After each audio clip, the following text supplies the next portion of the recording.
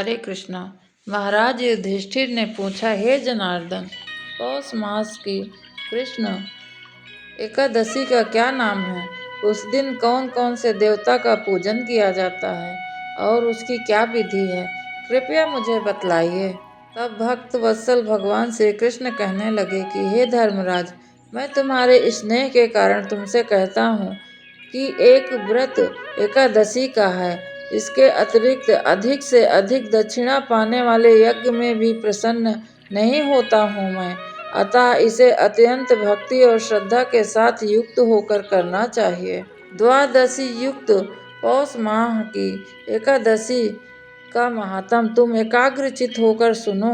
इस एकादशी का नाम सफला एकादशी है और इस एकादशी के देवता श्री नारायण हैं। विधि पूर्वक इस व्रत को करना चाहिए। जिस प्रकार नागों में शेषनाग, पक्षियों में गरुड़, सब ग्रहों में चंद्रमा, यज्ञों में अश्वमेध और देवताओं में श्री विष्णु श्रेष्ठ हैं, उसी तरह सब व्रतों में एकादशी का व्रत श्रेष्ठ है। जो मनुष्य सदैव एकादशी का व्रत करते हैं वे मुझे परम प्रिय हैं। अब इस व्रत की विधि कहता हूँ। मेरी पूजा के लिए ऋतु के अनुकूल फल, नारियल, नींबू, नैवेद्य आदि 16 वस्तुओं का संग्रह करें। इस सामग्री से मेरी पूजा करें। इस एकादशी के व्रत के समान यज्ञ, तीर्थ, दान, तप तथा और कोई दूसरा व्रत नहीं है। 5000 वर्ष तप करने से जो फल मिलता है उससे अधिक सफला एकादशी के व्रत करने से मिल जाता है। हे राजन, अब आप इस एकादशी की कथा भी सुनिए। चंपावती नगरी में एक माहिष्मान नाम का राजा राज्य करता था। उसके 4 पुत्र थे। उसमें एक पुत्र लुम्पक नाम वाला बड़ा महापापी था।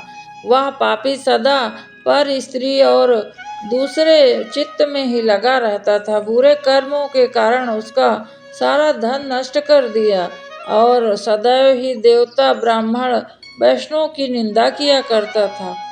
जब वह राजा को बड़े अपने पुत्र के ऐसे कुकर्मों के बारे में पता चला तो उन्होंने उसे राज्य से निकाल दिया। तब उसने विचारने लगा कि कहाँ जाऊँ, क्या करूँ। अंत में उसने चोरी करने का निश्चय किया। दिन में वह वन जाता था और वहीं रहता तथा रात्रि को आकर पिता के नगरी में चोरी करता था।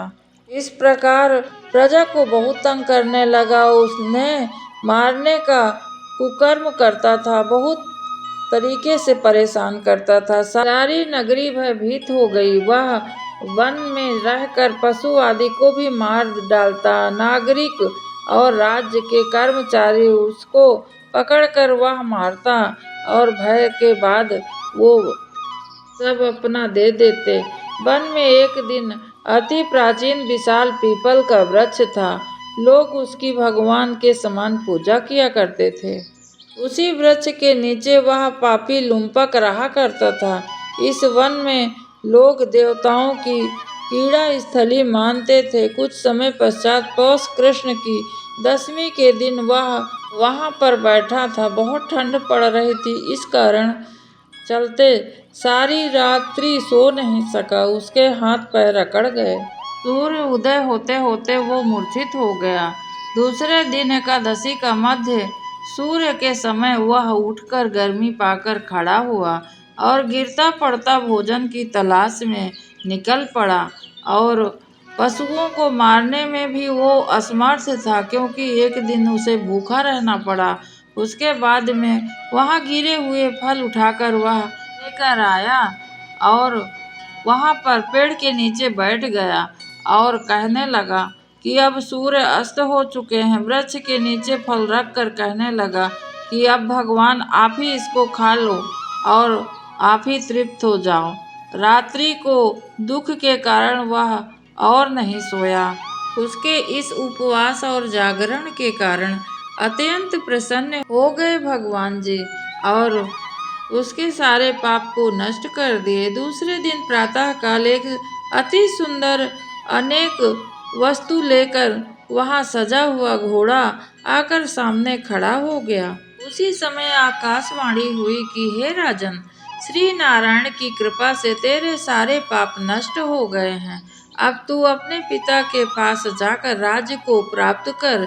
ऐसी वाणी सुनकर वो अत्यंत प्रसन्न हुआ और दिव्य वस्त्र धारण करके भगवान आपकी जय हो, आपकी जय हो प्रभु, ऐसा कहकर वह पिता के पास चला गया। उसके पिता ने प्रसन्न होकर उसे समस्त राजपाट का भार सौंप दिया और वो स्वयं वन चले गए। अब लुम्पट शास्त्र के अनुसार राज्य करने लगा। उसकी स्त्री, पुत्र और सारा कुटुंब नारायण जी की पूजा करने लगे और परम भक्त हो गए। और वृद्ध होने पर वह भी अपने पुत्र को राजपाट सौंपकर फिर तपस्या करने चला गया और अंत समय वैकुंठ को प्राप्त हुआ। अतः जो मनुष्य इस परम पवित्र सफला एकादशी व्रत का पालन करते हैं तथा हर प्रकार से पूजा करते हैं और दान धर्म करते हैं, उनके अंत में मुक्ति मिलती है। और नहीं करते हैं वो पूंछहीन और सींगहीन पशु के समान है इस संसार में।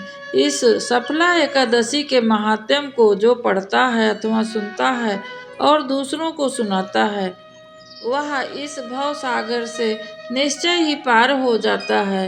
और मनुष्य एक एकादशी को अश्वमेघ यज्ञ के फल में जो मिलता है वही मात्र एक एकादशी के व्रत करने से मिल जाता है।